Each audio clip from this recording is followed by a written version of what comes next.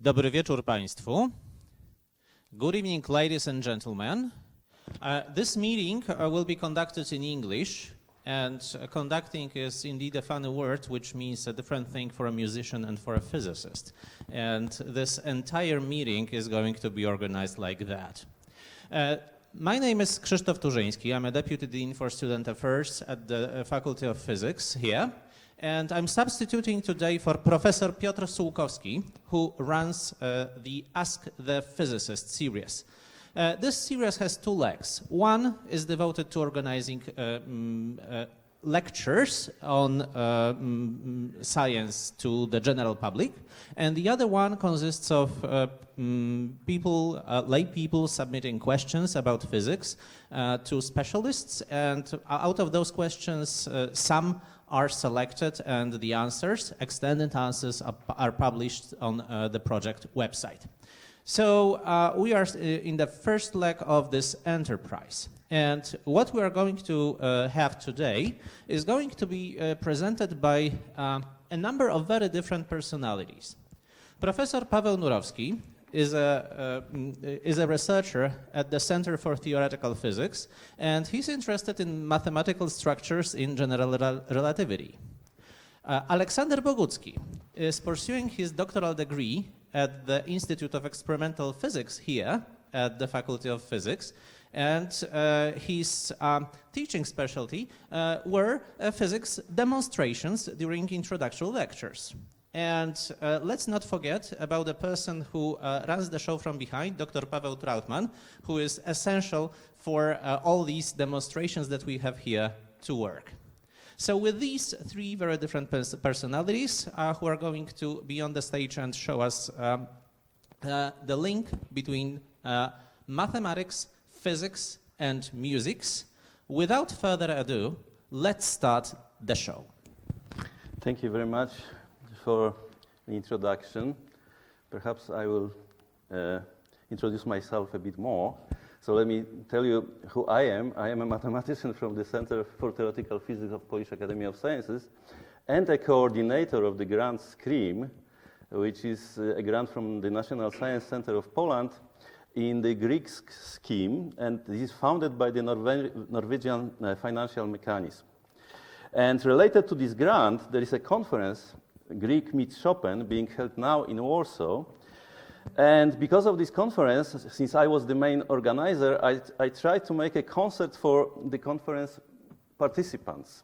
I had an idea of employing a pianist who has both Chopin and Greek in her repertoire to play the concert, but I failed. So I thought that in jazz, one can superpose several compositions in one piece. So through my friends, I got a contact. I contacted a jazz pianist who I admire, namely Leszek Możdżer. And to my surprise, Leszek Możdżer agreed to give a concert for our conference. But he said, "Okay, I will play a concert for you, provided that I will help him to build a piano he always dreamed about." Actually, he needed a mathematical help for this build, and actually he has chosen the first ever mathematician that contacted him, okay? So it turned out that the mathematics he needed was not demanding at all, but then I realized that an actual implementation of the frequencies which Leszek needs to his piano suffers from lack of solutions to a number of physical and technological problems. So I went to my alma mater, namely to the physics department of Warsaw University, and asked for a PhD student who is very talented in both experimental physics and piano music. And it is how I encountered this gentleman here, Aleksander Bogucki, without whom this project would never even have been started. Then Aleksander introduced me to Andrzej Włodarczyk, a world expert in the historic piano restorations, privately Aleksander's long-term piano tuner. And Mr. Włodarczyk joined our team with enthusiasm. He revealed many of his piano building secrets for us. This elevated our projects to the professional level. Again, without Andrzej Włodarczyk, contribution, without Andrzej Włodarczyk's contribution to the project, we would not be here today. So that's as far as introduction is concerned.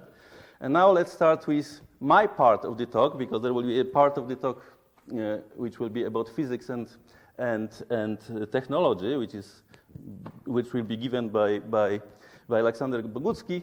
The part of my talk is the simplest one, namely this one that concerns with mathematics. Okay, so let's start from the basic. What is sound? Sound is a vibration of air pressure that we sense with our ears.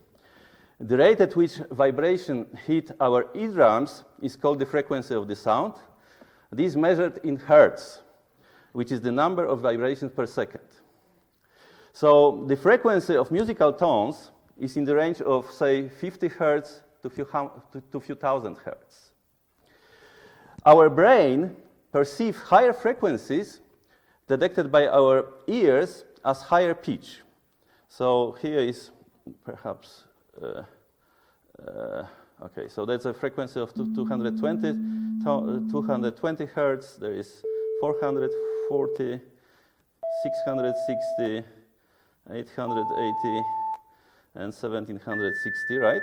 And we hear that higher frequencies are related, our brain understands as higher pitch, right? Okay, so all sounds are made in a specific way by building blocks, namely by the pure tones.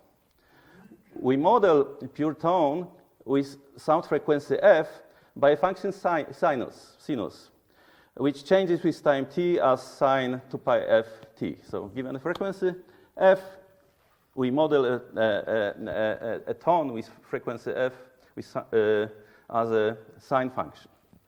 So here we have pure tones of frequency f, so the sine of frequency f, sine of frequency 2f, 3f, and you can see that in the period, if the frequency is f, there is one maximum.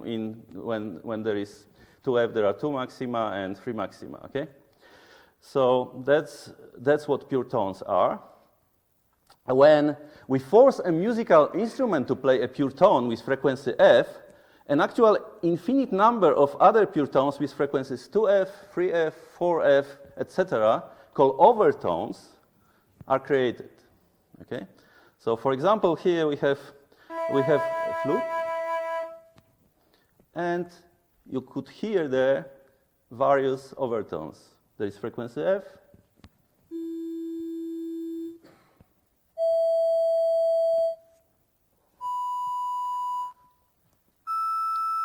so all of these frequencies are present when a musical instrument plays a tone. And for example, for the piano, I showed you how it sounded for the flute, but for the piano string, when you just hit a piano string, then several of these overtones frequencies are activated, and they are visible here on this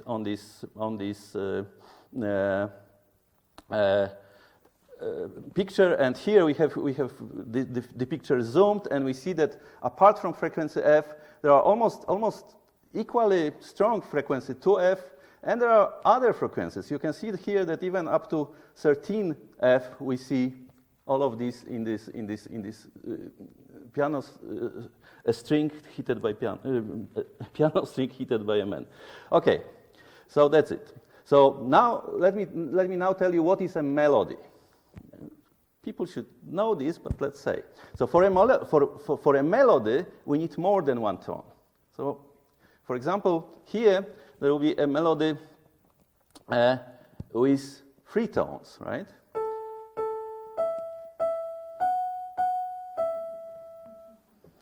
Very simple melody. So let's play another melody. Maybe.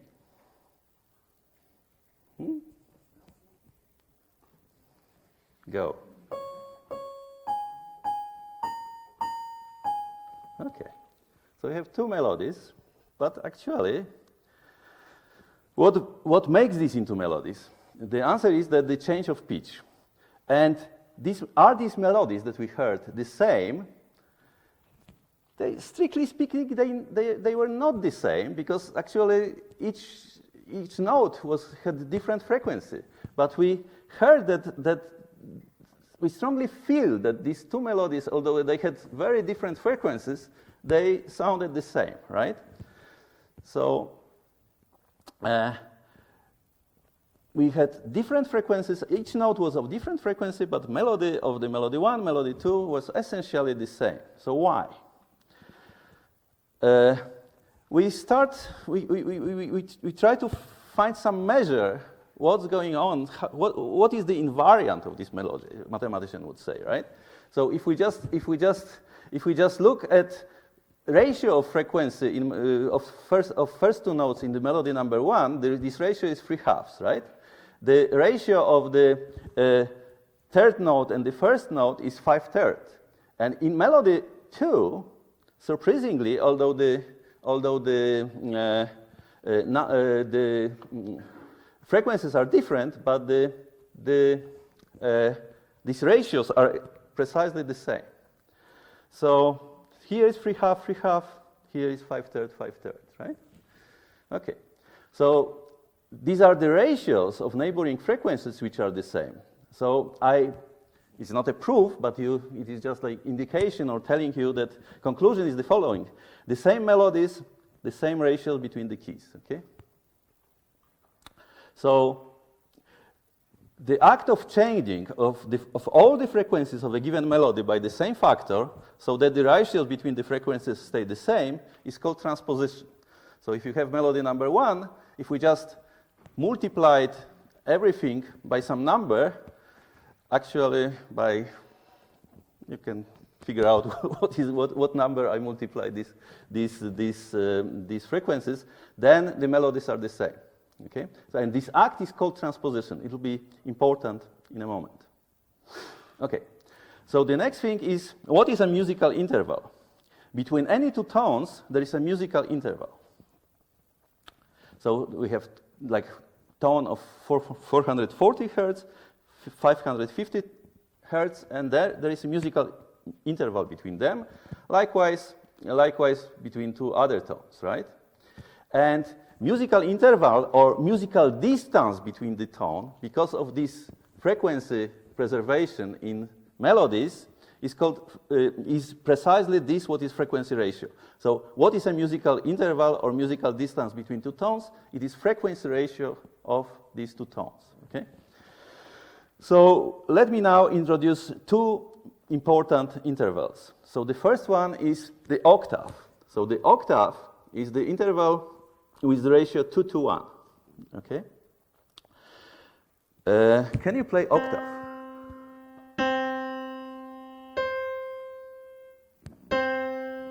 Okay, so once again.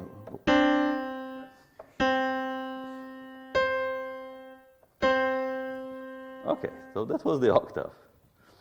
The octave is very pleasant to the ear. Two tones, an octave apart, played together, sound very harmonious. They are highly similar. They are so similar that musicians denote them by the same letter, and musicologists say that they belong to the same pitch class. They are considered to be musically equivalent. So if you have two sounds an octave apart, they are musically equivalent. Okay? So from now on, we will be talking about octave equivalence, and I will be using this notion many times.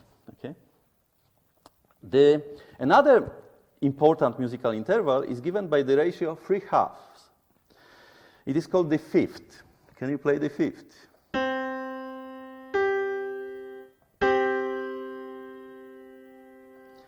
And this one is also very pleasant to the ear. So due to the octave equivalence, the higher harmonics, like we have these harmonics, F, 2F, 3F, blah, blah, blah. So due to octave equivalence, the higher harmonics can be placed between F and 2F, because everything is modulo 2, or powers of 2, right? So since for melodies only the ratios between the tones are important, so F, 2F, 4F, to the power kf are octave equivalent. as well as 1/2 F, 1/4 F, and 1/2 to the power kf for every integer k. For example, the next musical interval between harmonics after F and 2F is F and 3F. But 3F is already beyond 2F, and due to octave equivalence, it is equivalent to 3/2 F, right? But this, due to octave equivalence, is the same as the interval between F and 3/2 F, which explains pleasance of the fifth. Okay? So pleasance of the fifth is because the octave is the first harmonic, second harmonic, and the fifth is first harmonic and third harmonic. It is the next harmonious musical interval to consider after the octave. Okay? So what about piano? The piano keyboard consists of 88 keys. And now we are in position to choose pleasant sounds for the piano keys. The piano keyboard has 88 keys, which is 12 times 7 plus 2 plus 2. Okay, that's what 84 is, for some reason.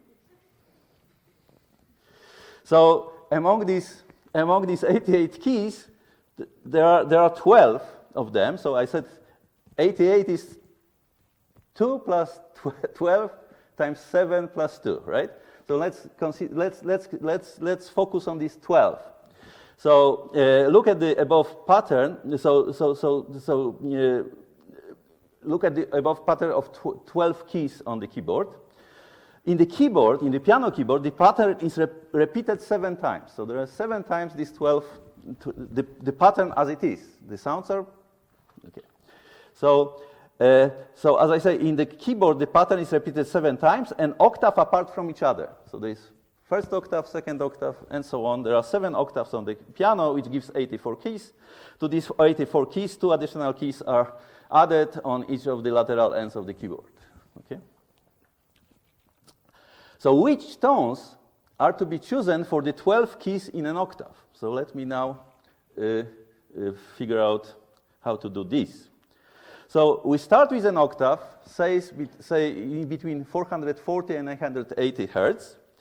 And of course, we can restrict ourselves to choose frequencies in 1 octave only, because frequencies for the keys in other octaves will be obtained either by multiplying all the frequencies by 2, that will be our second octave, or by dividing by 2, right, which will be the octave before, right?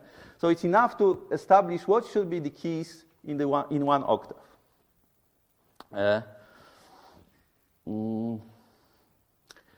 So let's figure out what should be these frequencies. So what we want that our piano should play, what we want our piano to play. So first of all, we want that our piano will be playing octaves. And also we want that our piano will be playing fifths, right? So we at least desire that our piano, there will be a key for frequency number 1, frequency number 2 to play octave, and maybe 3/2 for playing fifths, right? So definitely 3. So let's start to build the keyboard. Want to be able to play octaves and play the fifths, so we start with 440 hertz, so we add it to our list of frequencies that should be in the keyboard. The next one is 3/2 apart, so we add 660 to our list. Then we go by 3/2, because again, from 660 to 3/2 times 660, it is fifth apart, and it will be pleasant. So you want to have this, but this is beyond 880, so we have to divide by 2 to go back to the first octave, and we have frequency 495. Okay, so now we add frequency 495, and we go further by fifths. So next is this one, and now this one. And when does it stop? When this procedure stops, right? Okay. The best would be if it eventually stopped at 880, right? That would be the best. So it would be the best if we just arrived at 880 and we will be just done. Because then divide by 2 and we are in the starting thing. Unfortunately, it's impossible. Unfortunately, it's impossible.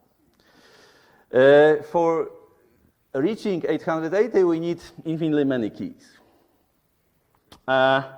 And there is a very simple mathematical proof of this. It essentially tells you that 3 to the power n never equals to 2 to the power n f, because on the left-hand side you will have odd number, on the right-hand side you will be having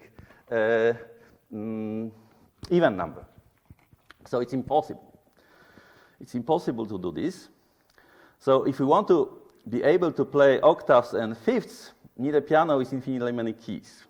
And there was a problem which actually attracted many mathematicians, including, I think, starting from Pythagoras, although I don't know if Pythagoras existed, then Galileo, Kepler, Newton, and Euler, and other people, right? So now I decided now to choose on my keyboard a finite number of keys. So how I will do this? This choice of tunes associated to keyboard in the piano will be called tuning or intonation or temperament, okay? So there are numerous choices of tuning systems. So each such thing is a tuning system. There are plenty of those. Okay, I will describe you the Pythagorean one. So it is based on octaves and fifths, but just a few. Okay, so I want to put keys on my piano, and I definitely want to put it in an octave. So between 1 and 2, I should put a number of keys. And I think that for playing nice simple melodies, I will need only 7 keys. Okay, so let's try to do it for 7 keys. I will do it for 1, 2, but if you want to have frequencies, multiply it by whatever frequency, base frequency you want, and you will have it for any frequency. Okay, so I have 1, 2, and I think that for playing simple melodies, I need only 7 keys. Okay, so what do I do? So I start with 1/2, I want to play fifths, so I go by 3/2, right? Then I go by 3/2, I will be farther away because it's 9/4, so I have to go back to my first octave, and I have next key at 9/8. Then fifth apart is 27/16. Then we are too far. I am here. Then I am here. Then I am here, and now the last key, I want that this one will be 3/2 apart from the 2, right? So that's how I get the last key. The last key is 3/2 apart from 2, and in this way I have assigned frequencies for the 7 keys. How do they sound?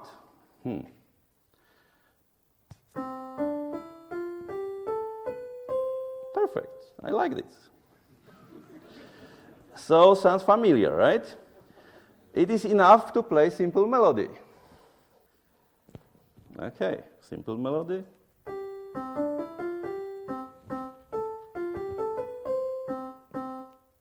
Good. Next. There is, however, a problem with transposition. If I have these keys like this, I have a problem. Because I don't know if you noticed where this melody started, but it started at the key 3/2, at the fifth. It started at the fifth. But for example, I had a desire to start my story from the next key, namely 27/16. And if I try to do this like that and play the same melody, having the frequency ratios as it was in the previous melody, then I will have a problem because I will miss one key. I will miss one key. So for this, I need to do something, and I start with this horrible 243 divided by 128, go down by 1 octave, and multiply by 3/2, and I introduce one more key, and with this one more key, I can play my melody again. So, as you see, the keys that I produced to play simple melody have no problem to playing simple melody. But if I want to transpose, I need more keys. Okay?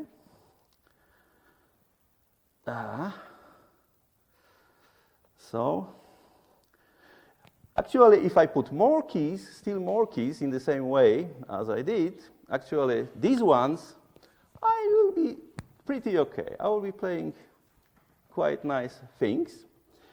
And in this way, I produced 12 keys, 7 whites and 5 blacks. And this looks pretty much like this thing what is in the piano. Okay.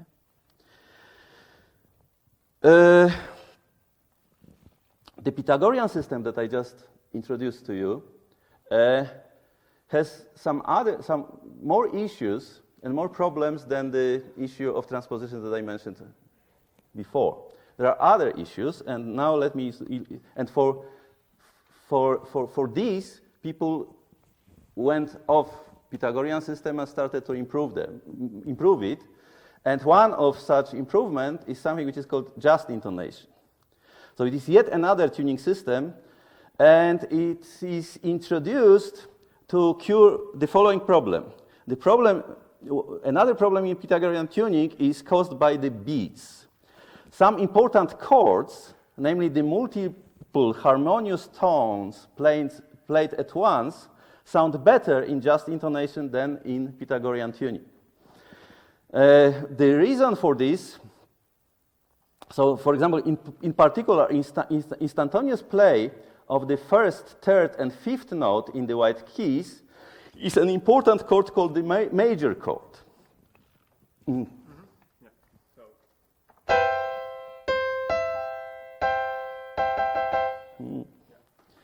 I can play mine if you want, but mine is just like, let me do it.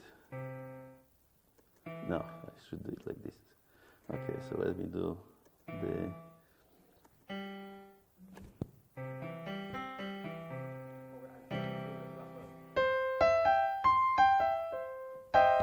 Yeah. Let's try again. Experiment always is not perfect. Let me do mine. Okay, so let me do this once again. Okay, so that's a chord which is called major, and the problem here is that there will be beats because it turns out, you remember my story about overtones, the flute and overtones, that every note is just, every tone is producing also overtones. The trouble is that the fifth overtone of hitting one, and the fourth overtone of this 8164 produce essentially the same frequency. It is as simple as that. 4 times 81 divided by 64 is 5.0625, and it's almost equal to 5 times 1. And because of this, if we just play this chord in Pythagorean tuning, then this will be a bit rough because of the interference of these overtones, the fifth overtone of 1 and fourth overtone of the third guy here. And what you will hear something like this. So this is this tone, and this is the other one. It's almost the same, right? But they produce beating, right? So to cure this, can I stop it? No, I don't know. Works. Okay, I stopped it. Very good. So to cure this, what they did, they replaced this 8164 by 5/4, because now 4 times 5/4 is 5, no problem. And if we do this, then you can also cure other guys, because there is this ugly 243, 128, but it is guy here, right? And this one, what's happened? There should be something different. Okay. Anyhow, so if you go 3 halves from 5/4, 3/2 times 5/4 is 15/8, so that's precisely this one. So if you choose 5/4, you replace this ugly 243, 128 by 15 times 8, and you still do something more, namely you change this 5/3 here, and this is the resulting system, which differs from Pythagorean system, but doesn't have this problem of beating, you know. So, and there are more and more systems. Let me now say something about something which is called circle of fifths. We already seen it on this thing that we were playing this major chord. So a long time ago, people observed that 3/2 to the power 12 is essentially 2 to the power 7. This is the same as to say that 3/2 to the 12 divided by 7 is essentially 2. Well, it is 2, almost 2, right? It's almost 2. So this means this simple equality that I just rough equality that I just invoked. This means that starting in the pitch class C and going by 3/2, 3/2, 3/2, 3/2, after hitting 12 times, the 13th one will be almost the same as before. Okay? So this means that starting in the pitch class C and hitting the successive key notes by the musical intervals of the fifth, the 13th hit fifth will sound as C. Well, it's a good approximation.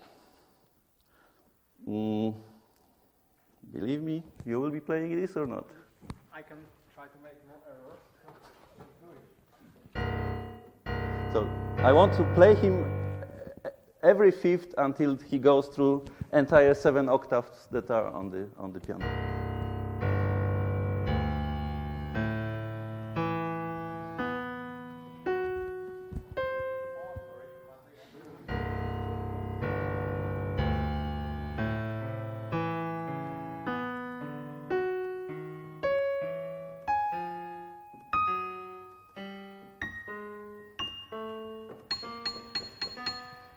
Do you believe that it was C? The same one that he started with?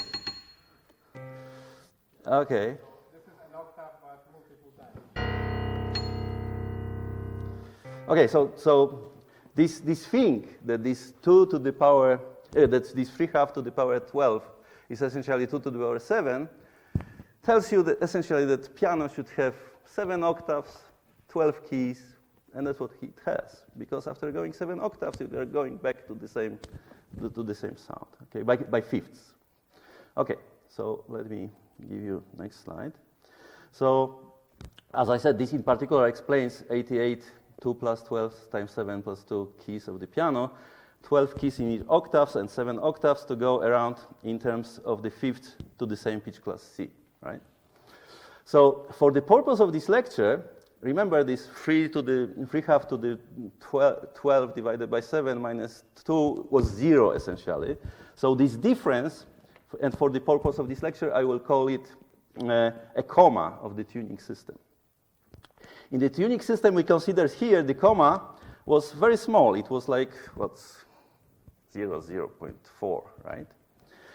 And this comma is related to 3 natural numbers. First is the number f, which is equal to 3. And what is this 3? It is this 3 from 3/2. It is this third harmonic. So there is one natural number which is 3. There is another natural number which is 12, which is number of tones in the octave. And there is another natural number which is 7, which is how many octaves you need. Going by this f steps, you will get to the same sound. So there are 3 numbers associated.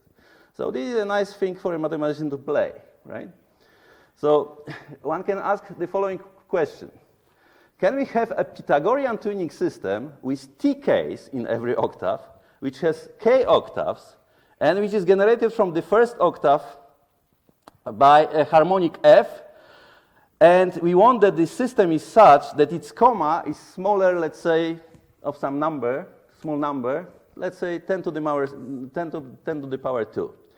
And we want that the number of tones is smaller than 100 because we don't want to have a piano like from here to Moscow, right? Especially not to Moscow. Okay. And so let's say that we want that this t times k is smaller than 100. And of course, we don't want that very high harmonic will enter in the thing, so I want to choose this f, this first step, as some harmonic small enough. It's not small, 64, let's say. Let's say that it's up to 64 harmonic. And I call this system Pythagorean, although it is based on f rather than f equal 3. But essentially, I want to see a system like this, that given a comma, let's say 0, 0, 1, can I find all the systems that satisfy these requirements, right? And then I couldn't do it totally, but I just like, okay, I have a theorem. The only values of f, t, k that answer the question in positive are in the following table. So there is 3/2, so that there is the first one is precisely this one that we have. So there is the one based on fifths, which is having f equal 3/2, t equal 12, and k equal 7. That's the Pythagorean system. This one is okay, but it is worse than that one. This one is extremely good. It's 10 times better than the one based on 3/2. And moreover, it has 10 sounds in the octave, and it has 7 octaves. Look that the numbers in these tables are, the number t and number k are some kind unrelated. I didn't insist that 10 will have 7 octaves, but it's what the theorem says. It's like this. And the only better one, as far if I think that the system is good, because this comma is very small, so the only better one than this one in red is with some crazy harmonic 57 by 32, and it is a bit better than this one with 10 keys and 7 octaves. Okay? So we see that among all Pythagorean systems based on f smaller than 56, the system with f equals 13, t equal 10, and k equal 7 is the system with the smallest comma. It is precisely the system which Leszek Mosger wanted us to design for him. It is precisely this one. And I don't know why he wanted it, but I found a reason now. Okay.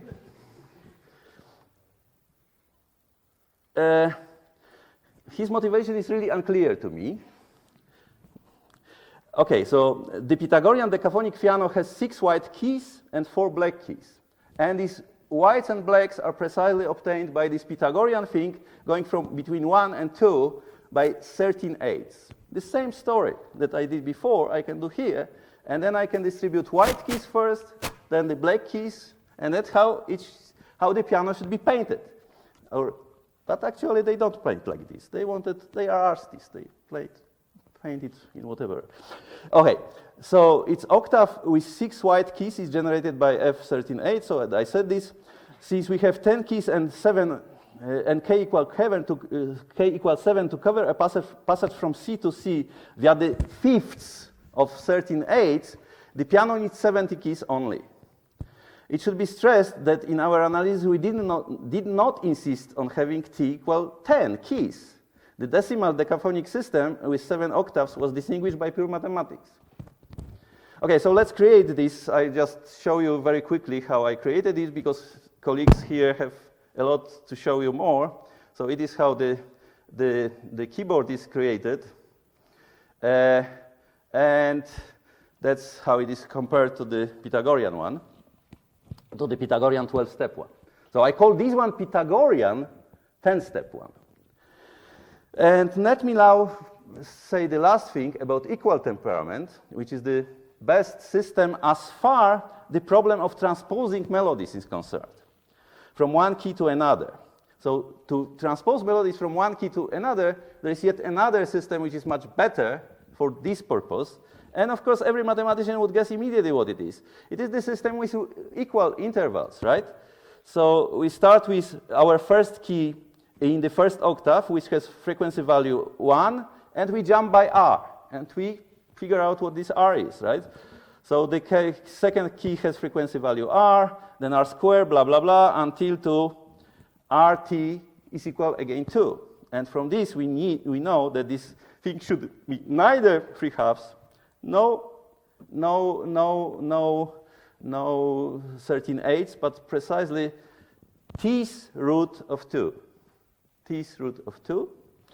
And a musical scale with T equal intervals R equal 2 to the power 1 over T is called equally tempered or equal temperament. So that's how it goes, how it looks. And the decaphonic piano of Leszek Możdżer is not based on Pythagorean system with 10 keys. Of course, it is based on well-tempered system. But if you start designing this piano from the well-tempered or equal temperament, you will not know which are white and which are black keys, because everything is the same. So I tried myself to figure out why it is 10, why it is 7, and which keys are black and white. So it is why I went back to Pythagorean scale and did it for the 10 scale system. Okay, so as I said, the decaphonic piano of Leszek Możdżer, which physical implementation we presented during the concert at Nowa Miodowa Hall on Thursday, 13th July at 19, uses equally tempered 10-scale musical system. Mathematically, the system has remarkable property that the differences in musical intervals between each of its 10 keys and the corresponding keys of the Pythagorean 10-key system are about an order of magnitude smaller than the corresponding distances with differences between keys of the equally tempered 12 piano scale and the keys of its Pythagorean counterpart. So if you want to compare Pythagorean 12-scale system with well-tempered and Pythagorean 10-scale system and well-tempered 10 system, then the differences between the Pythagorean and well-tempered will be much, much smaller in this number 10. And actually, it is the best system as far as this is concerned of all, up to 64 harmonic. Okay, so I finished. Now I ask Alek to continue. Okay, could you hear me? So I think we have 15 minutes, so let's fasten seatbelts because we are accelerating. You cannot hear me? Oh, it's working? Yeah, okay. Okay, so I will switch the presentation. Okay, and take the pointer. No. That's you or me who's making this sound? I'm not moving, so I think. Okay, sorry, it's a. It will work, I hope. Yeah. Okay. So this was part from a mathematical point of view, and now I would like to. Oh, interesting. Okay.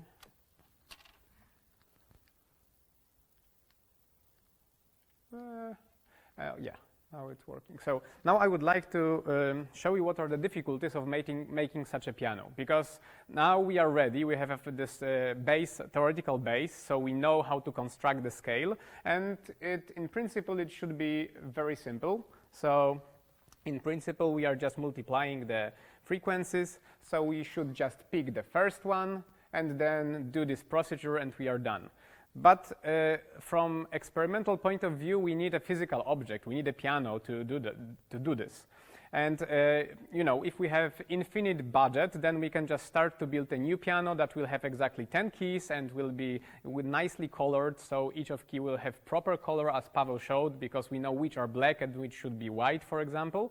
But in fact, we are starting with an existing piano, just a regular piano.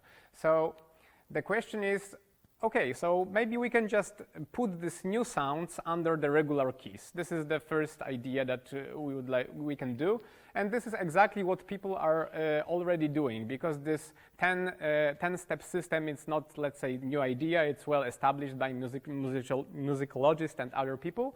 So this is what exactly people are doing, but they are using electronical instruments because it's simple just to exchange, click something in the software, and then you have what you want. So the way of mapping the keys, so we have the table, we have the starting frequency, which here is the C, for example. We have this of course, the experimentalist doesn't like this fraction. We like the just decimal points because it's simple for us. And then we are just adding steps. So first, second, third, fourth, so on. And we finish at this key. And we can see that it does not reflect the symmetry of 12 scale. We have some missing keys. But people up to now, they were rather not bothering with this. Either they will just continuing the procedure. So the next key will be this one, and it will be the first one. So, but you know, again, the piano, it's a real object. So we can do this, but let's first plot it, because physicists like the plots. So we have table. Let's start with plotting stuff and comparing it to the original one, because the clue is in the difference. So here it's the plot. Here are this is the key number on the keyboard. The lower notes are lower frequencies, and the higher notes are higher frequencies. And here is the frequency in logarithmic scale, so it looks like a straight line. So this is some property of our ear and the perception of human. So this is our 10 TET scale. TET, it's from tone equal temperament, and I will use this abbreviation because it's shorter. And here is the original scale, the 12 tone equal temperament. So you can see we are starting with the same point, the first note that is the same, and then we are going up with our scale, and it's above the regular grand piano. So when we read here what is the difference in frequencies at the bottom and what is the difference in frequencies at the top, you can see that regular piano starts from 26 Hertz and goes to 3 kilohertz roughly, which is like the fundamental frequencies, because of course there are more tones which are more harmonics, but this is the fundamental frequency. But in case of 10-step scale, it is below, so it's 16 Hertz, and it goes much higher because almost to 5 kilohertz.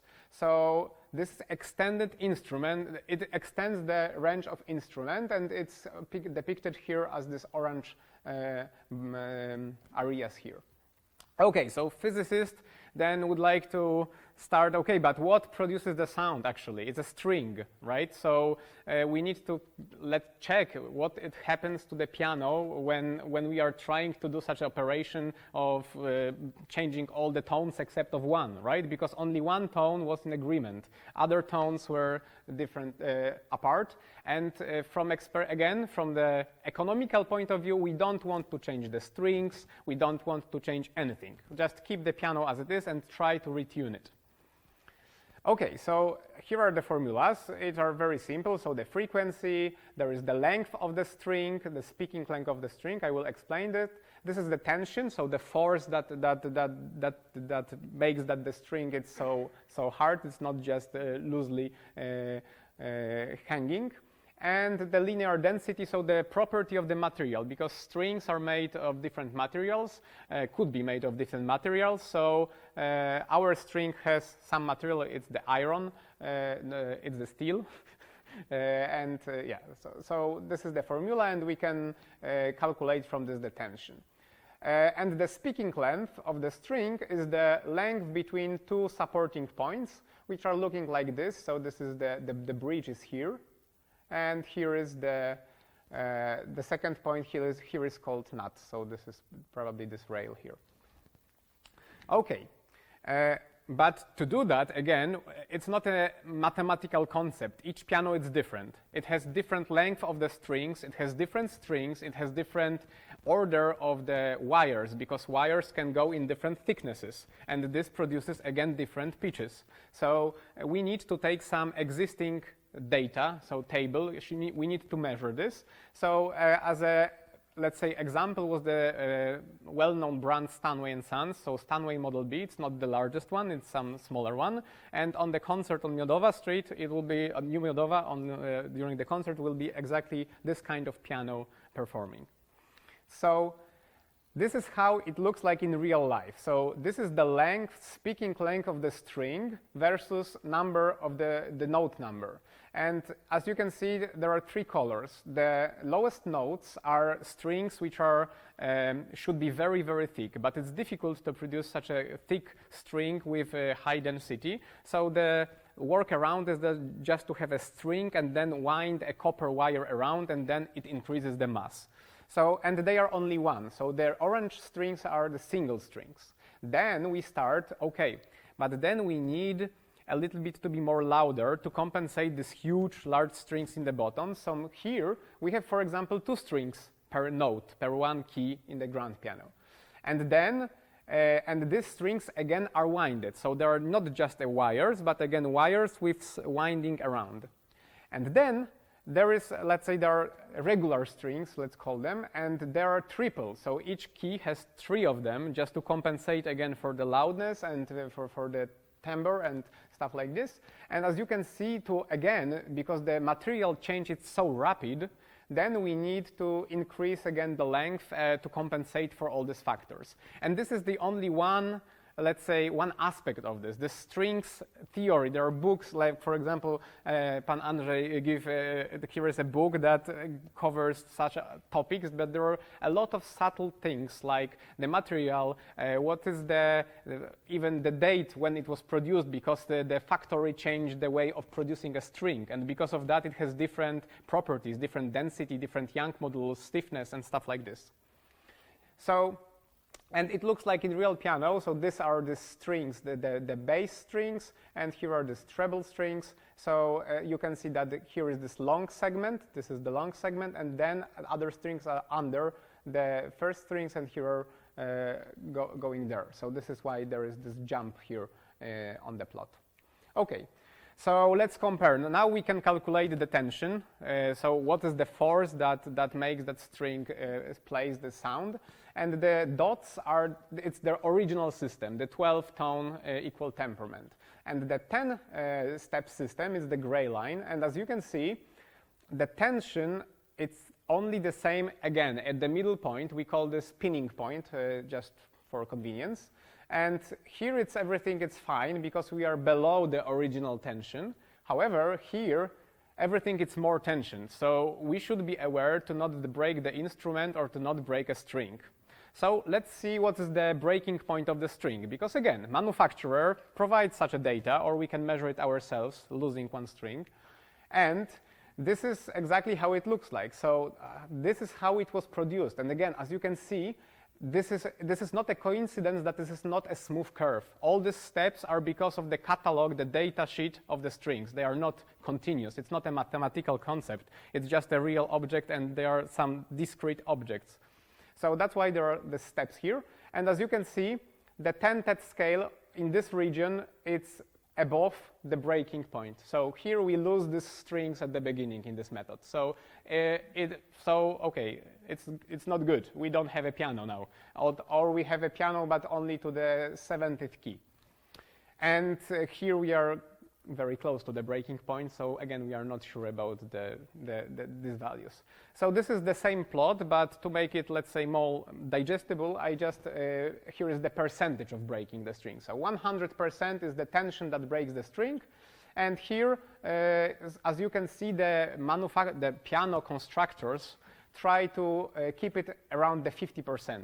Because this is a good value. I will show you in a moment why it's so important to be as close as possible to the original value of this tension. And again, the gray line goes far beyond this orange curve. Okay, so maybe we can fix it. First, this is a bad way of fixing it. So we can choose a pinning point A at the bottom. So the lowest notes, let's start with this. Let's start with this sound and oh, okay, I have PowerPoint, so that's why I cannot. I will show you in the future. So the lowest sound is here.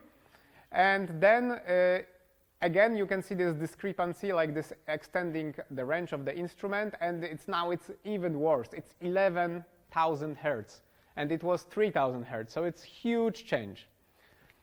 Okay. And when we plot it again in this, let's say, more digestible version, so you can see now we are losing all the strings from 40K up to higher. So we have very short piano. okay, so maybe that was a wrong direction. Let's do it opposite way. So just choose the highest note, and then we are fine, right? So again, we have extended range. Now we have very low sounds, like 10 hertz. Oh, it's nice. We don't hear them, but it's like a good bass, so it's fine. But when you look at the plot, then you can see, from the constructor point of view, it looks like the strings maybe are too loose. Formula stands everything. You can put into formula any number you want. But in real life, again, it will be just like a wire, which will not produce a good sound. So now it's time for first demonstration. So this is the spectrum of the regular piano. So to appreciate the tone of the pianos, let's start doing some noise. So this slide I have already shown. Okay, so let's start with this demonstrator. So if you can put the camera here. And we'll start with judging by our ears. So this is the perfect micro piano built by Andrzej Włodarczyk, which is over there in the black t-shirt. Please. Okay, he will stand up later. So it is a very, very interesting demonstrator. Why? Because it really has all properties that piano should, the smallest version of piano should have. So maybe I will demonstrate you. So it has pinning points on the top. There are pinning points.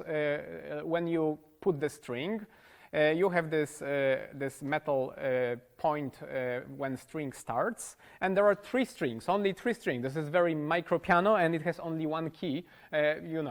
Budget stuff, but not a lot of melodies. But the crucial thing about this demonstrator here that Mr. Włodarczyk built is that it is tuned now to the same basic frequency, exactly the same basic frequency. It should be around 190 hertz. So let's listen now to the proper length of the string. So the first string is about 1 meter long, which for the 1 millimeter diameter wire, which is this one, it should be okay, and it should sound like a very bad piano. Yeah, so that's it. So now let's try to do the same sound but with the same string but shorter. So we are trying to compensate. So the formula tells us that we need to have lower tension. So exactly the example that I showed you. So because the shorter string should produce higher pitch, so we need to compensate with tension. So let's listen to this. Oh no, it's my fault, sorry. Why it's not working? Maybe, too hard. Oh, it's not a piano, right? It's rather maybe a bell. So it's not very pleasant. Okay, so we can go even further. And now we'll be around 30 centimeters long. Again, the same string, and we tried to tune it the best that is possible. It was very difficult because now it has almost no clear fundamental tone. So it's... Oh. Okay, so now I can do that again with a finger. So this is the regular one. This is the second one. And this is the third one. And I forgot to be nice for people who will be watching this on YouTube, so I need a microphone and do it once again. Sorry. So just record it. So it's a nice presentation, so you will.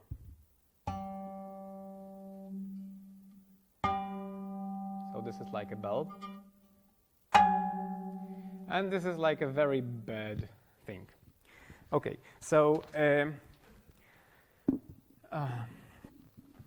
so now we can try to analyze it. So because we are run out of time, so I have pre-prepared plot for you. But it was recorded just before the lecture. So what we can see here.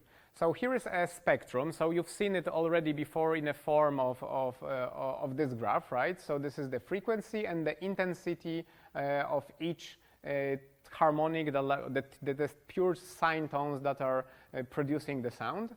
So here we have roughly the same fundamental, which is pretty weak. It's 194. It's this one. And this is the second harmonic. Then this is the, I guess the third one should be it's the stronger one. Okay, so there are harmonics.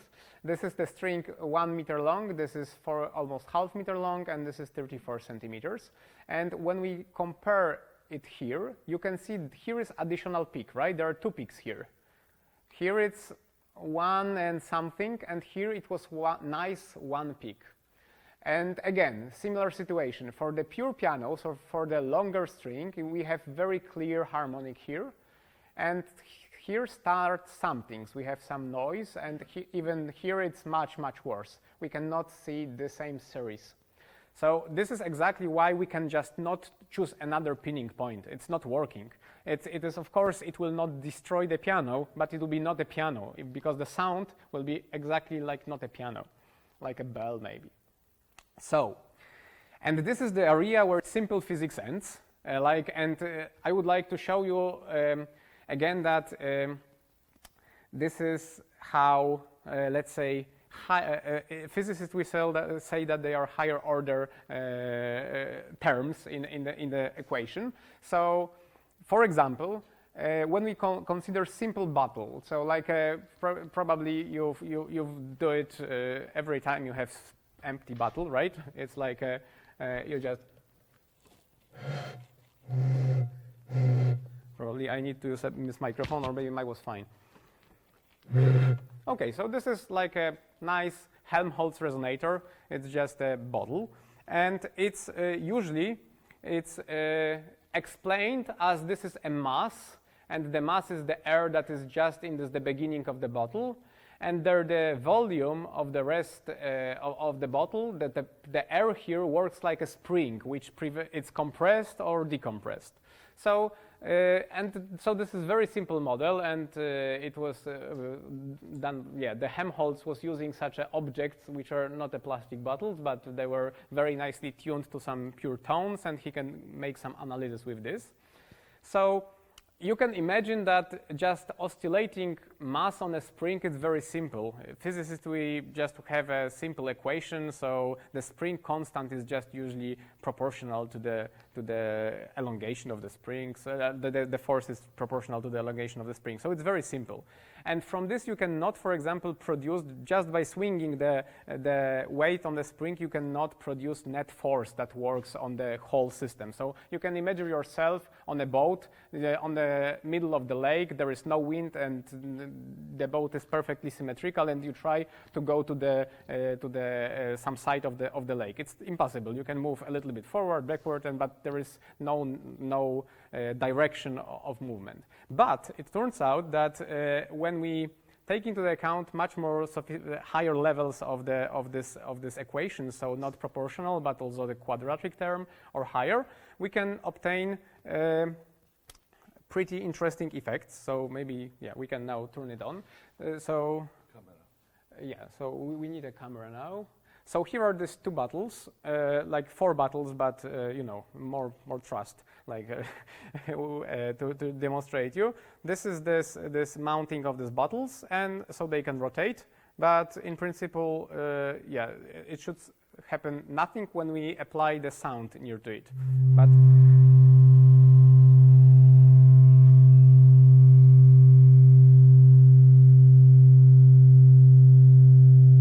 okay. So you can say that, maybe it was rigged. So I will try to do it in opposite way and try to stop it. So could you?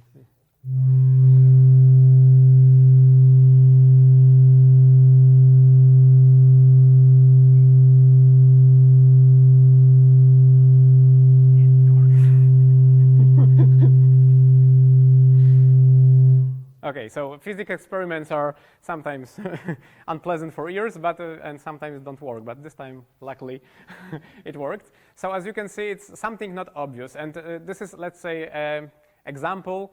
First of all, that sound has energy. You can see that directly. That we just transfer the sound from the speakers to the bottles, and they are rotating. But again, that nonlinear effects are very important. So, now let's see another nonlinear effect. This is now I would like to have a presentation. So Another very important part of the piano, and why the details are so important and people are paying so much for good piano, is that everything matters. So for example, this model, as I mentioned, is a perfect micro piano because it also has a soundboard. It's not just a regular plank, which is very thick, but it has this thin plank which is made of spruce. This is the example that Pan Andrzej gave us. And as you can see, it's again not isotropic. It's not in all directions the same. You see this is the pattern of the tree. And it turns out that it's very important. So during the construction of the grand pianos, the constructors are really interested how to glue it. For example, the soundboard is not made of one piece of wood. It's glued. And it's very important which direction it's glued. And again, then it's even more important what are the ribs that are making it stiff, in which direction, and what is the crown. It's called crown. So what is the curvature of this? So the curvature is very important. And for example, this demonstrator has the curvature, so that's why it sounds so pleasant and it's a very good piano. But if it would be flat like this, it would be much less intense. The sound will be much less intense, for example. So to show so the people are building such a marvelous instruments, but it's very difficult because it's expensive to make some studies on a large amount of objects, right? You are building one piano once a time, and you probably don't want just to make 30 copies of the same, like in physics, just to repeat experiment the same. You need to change the parameters, but it takes so long. It's very difficult, so of course the numerical calculations are a help, but also some physical tests like chladni figures. So here is, if my pointer will work. Oh yeah. So this is example of chladni figures. I will show you in a moment on a small scale. So, but the basic idea is that you just put a sound on your soundboard. So before the soundboard is put into the grand piano, you can put a sound on it, and then turn on the speakers and looking for resonant frequencies of the soundboard, and it will manifest itself as places where the sound sticks together, and the places where the soundboard is resonating will be not visible. So maybe we will show that first, just to, because this is the idea of node and antinode. It's so-called node and antinode. So the easiest demonstration of nodes and antinodes, it's on the regular string. This is one-dimensional object. It's not a plank, two-dimensional thing. It's just a one-dimensional thing. And maybe you can see with your eyes, or not, I hope you see, that there are some specific points. Here, this is antinode, right? We can see that it's the amplitude is high. And here you can see that when I grab it, it doesn't influence very much the overall pattern, because this point it's not moving. It's just a part of the string, but it's not moving. And exactly in this points, the sound will be happy to be because it's not moving. So for the sound, oh sorry. So for the sound, this place will be the best to sit on. And okay, so this is, and maybe, yeah, so maybe now we can show the chladni figures. So the idea is very simple. We have here a very small soundboard. It's a rectangular one. And we have a musical bow, which is, yeah, I cannot play the strings, so I will hope that it works, as usually. So maybe try this one. So this is the mounting point of my board, and I will try to fix this point and see what happens if I do it like this.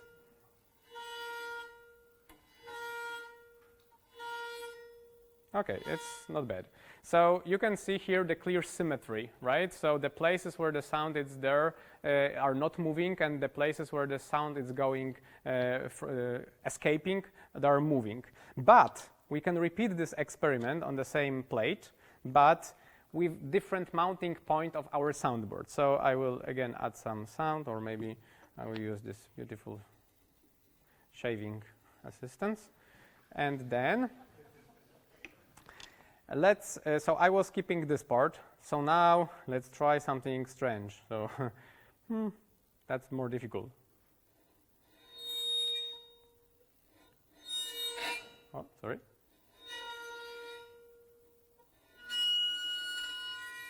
Oh, okay, this is nice.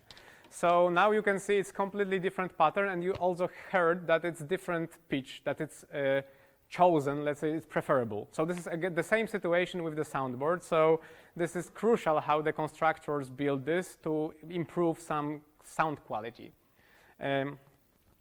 Okay. I would like now to switch the presentation. Yeah, and now we are coming back to the strings. So, what are longitudinal modes? This is again the string. It's a perfect one-dimensional thing, right? It's just it's one-dimensional. It has almost no diameter.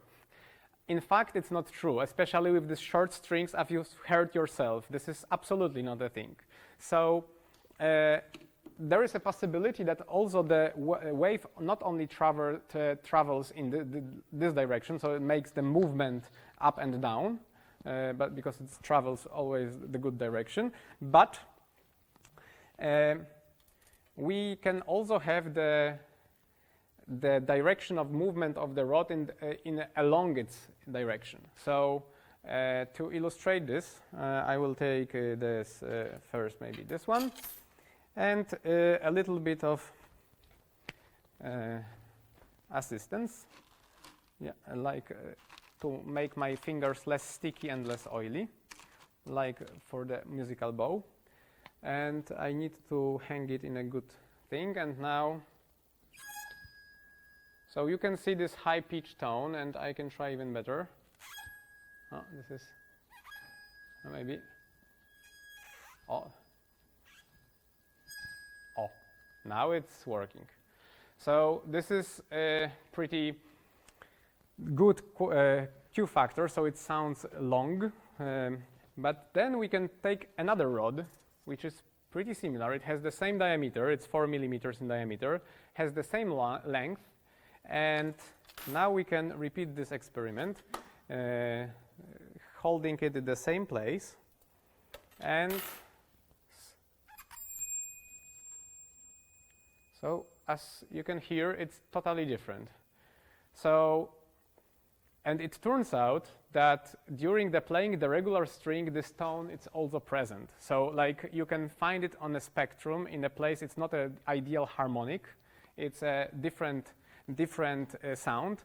And here I have a demonstration because another piano maker built a special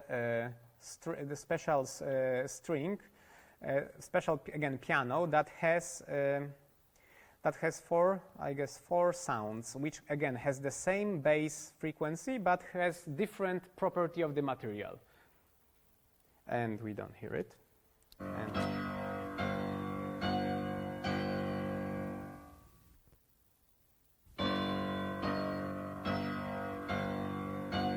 so the bass is tom tom tom, but the upper it's two. So okay, so this is very important. This guy even has a patent for this. It was from 1969, so it's now expired. But the idea was just to build a piano that takes into account this second mode and to adjust the length of the strings in a way that it will be exactly in the same frequency as the bass frequency, so it just magnifies the good effect of pure tones. Okay, and so now, because we are run out of time, so maybe we'll skip the calculating it like with the audience. And just based on this method, we can, for example, test what is the material that is string made of. So this is the very easy test that we can also make on this piano. So we have a little bit of acetone. We take our string and we will be just moving along the string. So this is the demonstrator on a very thick string. So this is our string, for example. And this one will sound like, again, you obtain this tone with this acetone, not the California. And we can take a real string and try to obtain the same. So, oh, no, of course, it's demonstration. We are, of course. Please be patient. more. Can you hear it? So again, if you have an unknown piano with unknown period, historical period, or known, but you don't know which manufacturer produced which strings, you can try to calculate it based on this without cutting the strings or taking it out from the piano. So this is pretty useful. And my pointer, so I will change now. And the last one, but not least, it was the Lissajous figures. So now we are approaching to the end of this experimental part. So another pretty nice thing that you can analyze it in a way that you're just, again, analyzing the sine and cosine functions and how they work together. And here is the simple demonstration of this interval that Professor Paweł showed you. So this 13/8, right? It was this, the basic block of the 10th scale was 13/8. So here we have exactly the 13 waves on one axis, sine axis on one axis, and the 8 sines on the second axis, and you obtain such a nice pattern, which may be pretty difficult to understand. So now let's go to the simpler one. So let's just do some simple Lissajous figure. It will be done, and let's set something simple like this. Yeah. And now we have this is the regular fifth from music that we know, right? And so it has very simple pattern. And when we try to make it a little bit different, so this is how exactly the piano tuners are working, like the people. They are listening to small deviations, the beating of the sound of these higher harmonics. And when we try to, okay, and this is very subtle, so I think Pan Andrzej hears that, but everybody else probably not. So that's physicists have an oscilloscope, and we can just see it's not working, right? Or you can just train your whole life to just know that it's something wrong with the sound, right? So this is basically this. Maybe we shall show real beats also. Yeah, we can show real beats, yeah. With close frequencies.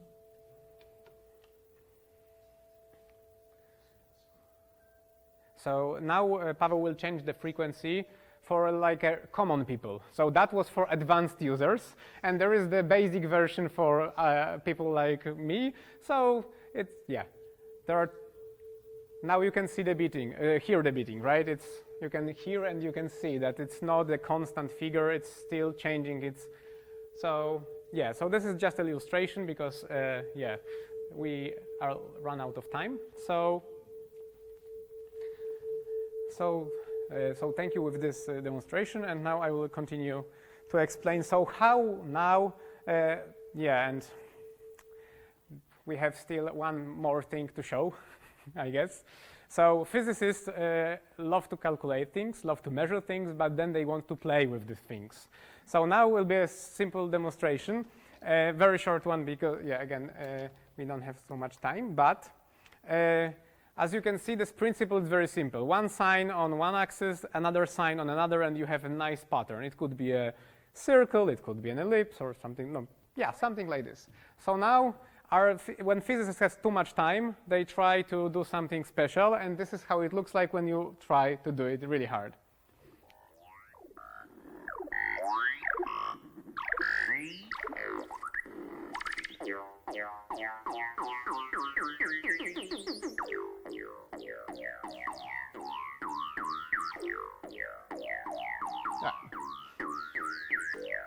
There will be something more, I guess.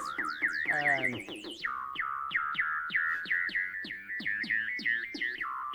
okay, so I think it's, so they have full album, you can try to download it, and they also produced a software, so you can do it by yourself. So you can buy the software, of course, but then it's, you know, just your imagination how it sounds and how it looks. And I can assure you that regular advertisements on YouTube or something like this look very boring on this oscilloscope. It's just one point moving a little bit. It's not so sophisticated like this. Okay, so now it's time for presentation, last part. So finally, we know why it's so important to keep, so now let's summarize. We need to keep everything as exactly the same as possible from regular piano, because we see that everything matters. If you want to have a sound of a piano, we need to change as less as possible. So the idea also maybe comes from physics. So what is characteristic for the scale? What was characteristic was this step. Paweł showed what is the generator of the scale. So for the 10 scale, it was the slope of this curve is pretty steep. And for regular 12th scale, it's less steep because we have less jump. The step is smaller. So now for purpose of illustration, we can just exaggerate it and explain our concept how to improve the thing with these two curves. So how to reduce the tension present in the piano. So we can try to shift part of it, keeping the slope, like a Fresnel lens. We are building the Fresnel wells when the angles are important, but not the thickness. So this is something similar. So we would like to be closer to the original scale. So let's cut it and move it here. And so now we have 3 points, which are exactly the same as the original scale. So we are closer, and the deviations are also smaller. So let's repeat the step. We can do it once again. And the question is, of course, then what are the points of cutting and how to prevent such a strange behavior that one sound is higher and then you are going to the lower sound. And the answer is pretty simple. It should be monotonical, but in the terms that it could be the same. So the same key in the piano, it's fine. We'll just have 2 doubles to the same keys with the same frequency. But and when we are going up or staying the same. Very simple rule.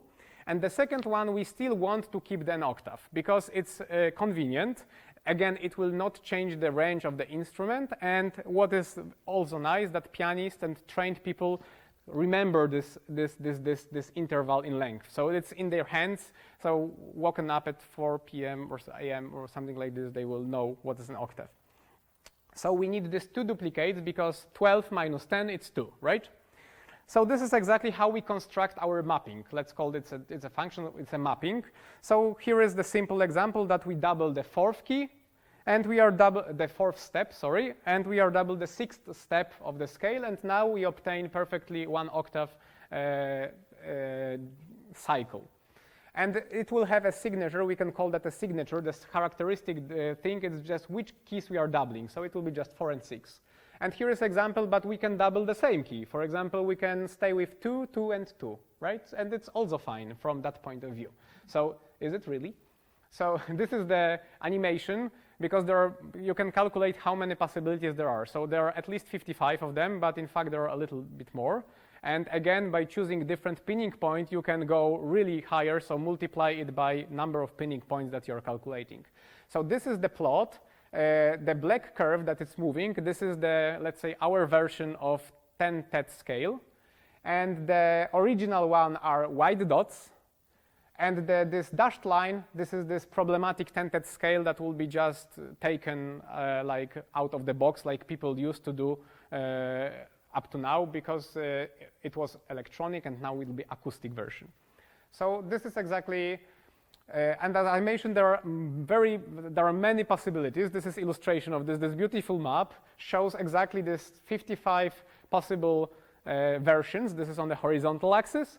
And on the vertical axis, you can see different pinning points you can choose. And the color is the highest tension that you need to put to your string. So we would like to minimize this. And for example, with black dots, like the black dots with white circles around, we are showing the best you can choose. But still, you can see there are so many possibilities now. There are a lot of them. And what really matters then is just to have very experienced pianists like Leszek Możdżer, who can just try all of them on electronic simulator on a digital piano, and then tell, okay, based on his experience, personal preference, and aesthetic, because there is a symmetry, for example, under the preferred scale by him, what is the base scale for him, then he finally has chosen this one, and this what we will hear on Thursday, so on the concert. So it was the doubles are the 6th and 10th, and so the keyboard now it's looking like this. So this is the keyboard that it would like on Thursday. It will be photographed on Thursday, but this is the, let's say, visualization. And so this will be this strange piano that you will listen on Thursday. And this brings me, to the summary. So I hope that I explained what is this decaphonic grand piano. So it's basically not 12-step piano, but 10 steps piano. So octave is divided into 10. So this is the first thing. So from idea to real object, we need engineering, physics, experience, like Mr. Włodarczyk experience. It was very important. And the small details create the sound. So when you are buying expensive piano, you're in fact paying not from the idea of piano, which is simple and well established from 19th century, but you are playing how well people were producing the piano. They were care about details and about their own experience, because it's pretty difficult sometimes to catch this with science, because you have just a feeling, it's good or it's bad. And then you need some engineers and scientists just to pinpoint what was the reason that you like one piano but you don't like another one. And okay, this proposed new method has plenty of new possibilities. And yeah, that's exactly what acoustic decaphonic piano is, and you will hear that on the concert on Thursday that will be held on Nowa Miodowa on Rakowiecka Street by Leszek Możdżer. This is very beautiful concert hall, so even if you don't have tickets on this Thursday concert, I still recommend you to go to some concert there, because it's a perfect acoustics, the same very good designer. It's everything wood, by the way, what you can see, this white stuff.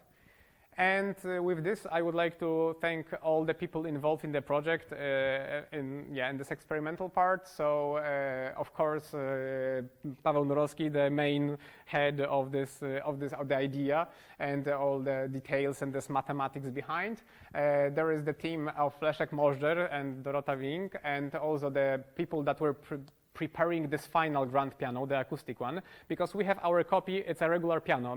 Pan Włodarczyk prepared the piano and tuned it, and it works. So that was the proof of concept. We tried 2 tunings, and everything was working like expected, so that was really nice feeling. So it's not breaking the pianos, it plays.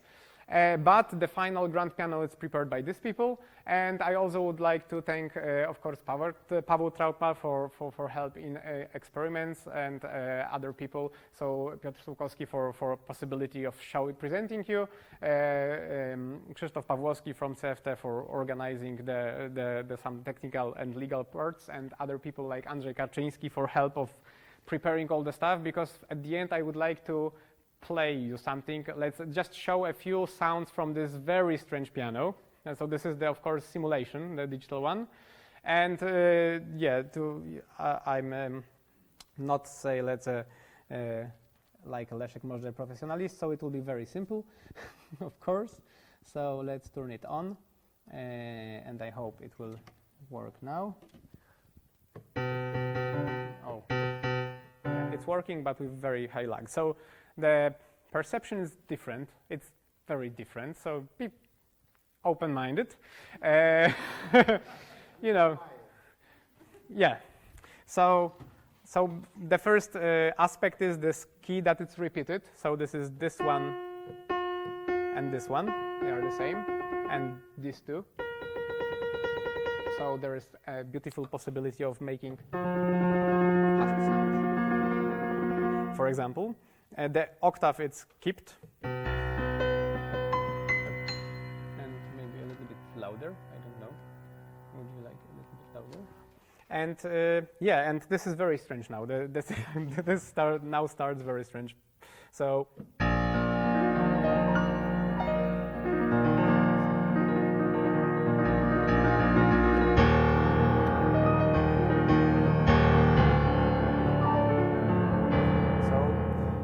it has different timbre, definitely, and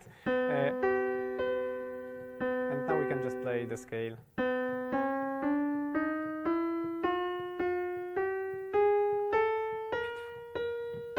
This is the sound of the future. So, so that's it, and I hope you will enjoy.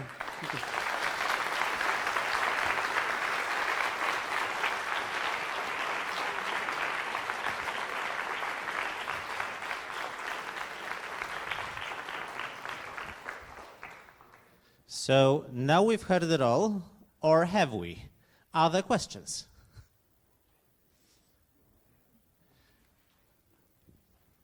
Oh, you cannot pass here. No, it's forbidden. No questions.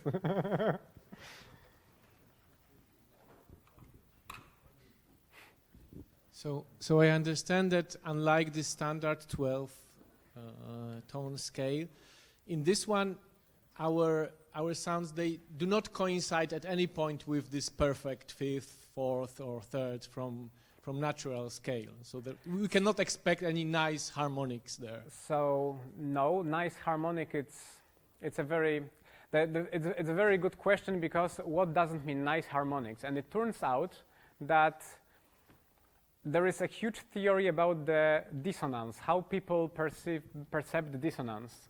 And this is much more complicated, because it turns out that even an octave can sound not very well if the harmonics are not like a simple one, 1, 2, 3, 4, 5, but for example, if the second one is 2.01. And it turns out that it causes beating, so it's better to tune it a little bit higher. And in fact, this dissonance stuff, it's in all pianos, because the physics, I showed you that in harmonicity, it's very important. This is in harmonicity, I mean that there are more frequencies than you expected, and they are not divided exactly into 2, 3, 4, 5. And because of this, even regular piano, 12 temperament piano, which is tuned by a professionalist like Pan Włodarczyk, it's stretched. It's called stretching. So at the end, the octave is a little bit longer on the right side and on the left side. And this is very subtle. You can measure it, but the piano tuners just do it because it sounds the best. It's the less dissonance. So in this new scale, there are new patterns that we are not used. They are harsh, but in fact, in our scale, 2 points are preserved. So again, the details are that you need to choose some point that is exactly the same with regular piano and this altered one. So in our case, this is the A sound, and this is the D sharp sound, which is the tritone. So it's, let's say, not the pleasant interval that we have, but this is exactly the same. So when you have a regular piano and this new one, these two sounds will be exactly the same. And again, it creates more possibilities of combining the musical bends, for example. So maybe a little bit around, but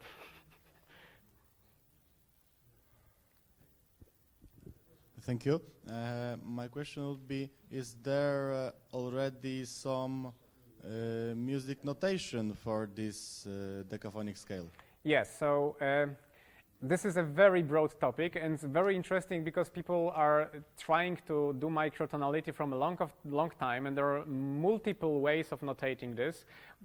I should say that the best one will be from the physicist point of view, just a spectrum. It's pretty clear, but no, it's not the case. There are also all these other things, and the simplest way is just to write on the top of the score, which will be a regular score, that each key it's mapped differently according to this method. So this is 2 for signature, for pinning point A equal to 440, and then treat this score like a regular score. Just press the right keys, because the keys are the same, right? The tones are different. So this, from that point of view, you can easily notate these pieces. And actually, there is a huge book of pieces written by Aaron Hound, who I think I not mispronounced him, but he composed pieces from 5 tet to 21 tet on the electronic modified piano, and they are all notated in a regular way with regular score and stuff like this. Further questions?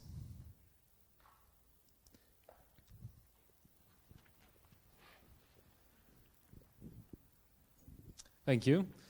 I have a question about designing the piano, because in the previous part, your colleague said that we only need 7 sounds to produce nice melody, but then let's add another 5 black keys.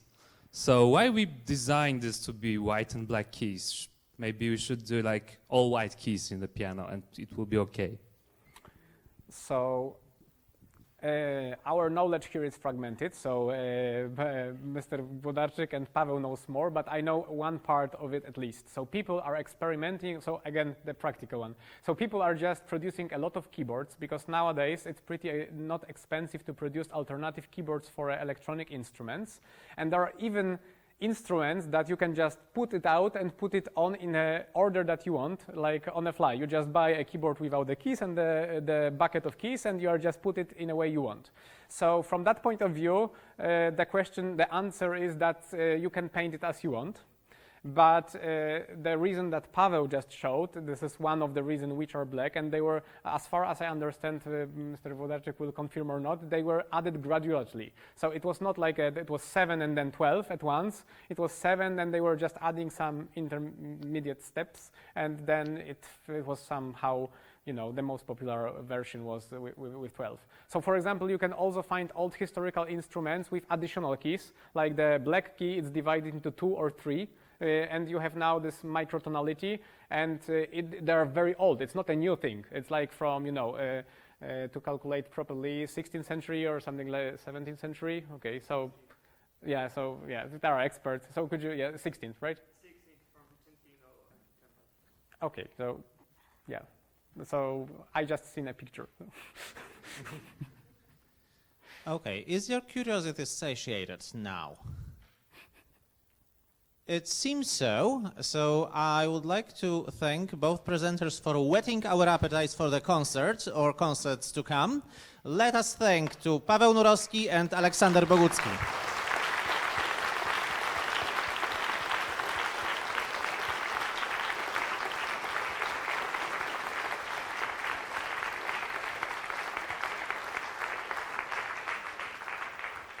Thank you all for coming.